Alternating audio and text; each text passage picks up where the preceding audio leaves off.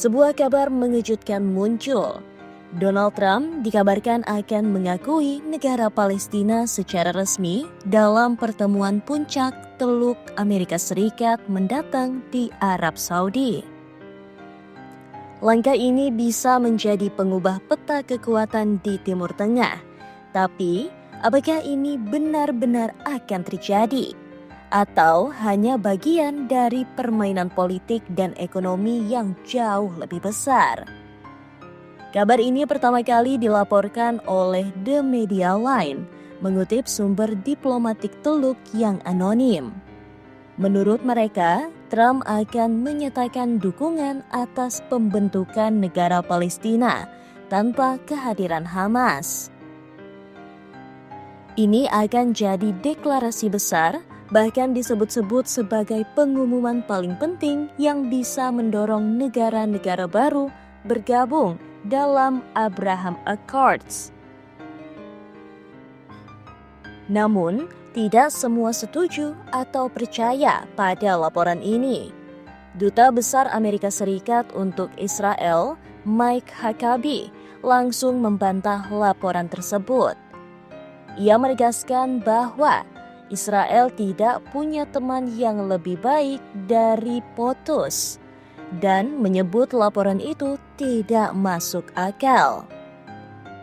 Faktanya, selama masa jabatan pertamanya, Trump justru mengakui Yerusalem sebagai ibu kota Israel, sebuah langkah yang ditentang keras oleh Palestina.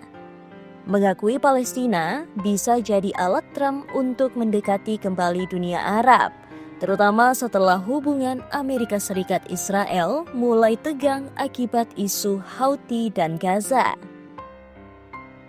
Dalam pertemuan mendatang, Trump juga dijadwalkan mengumumkan kesepakatan ekonomi besar dengan Arab Saudi, termasuk potensi kerjasama energi nuklir sipil. Ini mengingatkan kita pada pertemuan puncak Teluk Amerika Serikat tahun 2017, di mana Saudi mengumumkan investasi senilai lebih dari 400 miliar US dollar.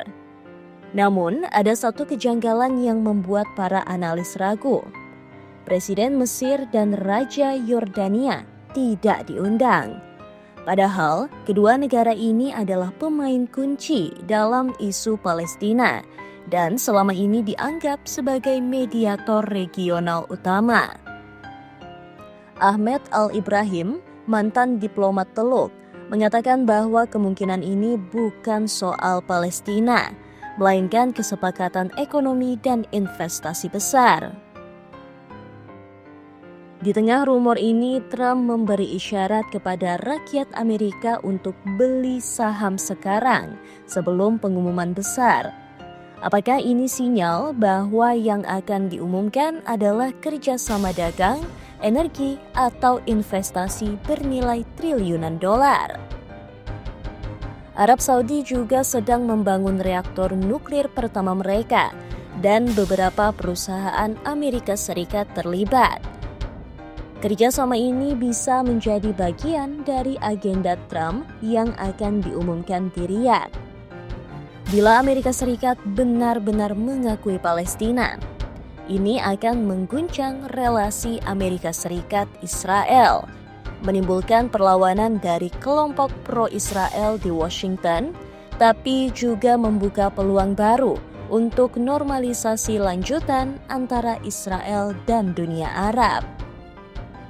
Namun, bila ini hanyalah rumor, maka dunia hanya menyaksikan satu lagi babak dari politik transaksional ala Trump, diplomasi yang dibalut ekonomi.